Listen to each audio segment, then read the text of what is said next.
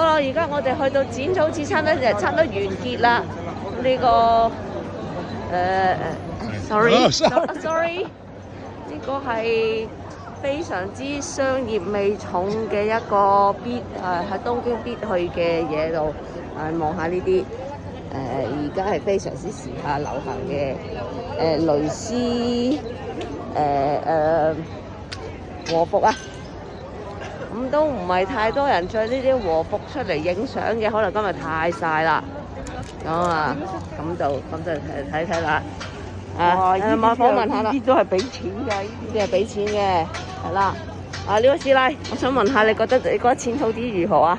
淺草寺冇好商業味好重咯。好商業味好重。咁你覺得好唔好行咧？唉，張記就去過，到此一遊嘅啫。商業味真係好貴重。但係你聽講你頭先都買咗好多嘢喎。我頭先買咗2件衫，買咗俾寶貝仔同埋咪咪姐。係，都係買狗仔係嘛？人嘅嘢唔值得買，唔靚嘅。狗仔啲嘢 OK 嘅，唔係太差。係。真係呢個幾好啊！咁呢個10分滿分，呢個地方值幾多分啊？8分啦。好，得就咁。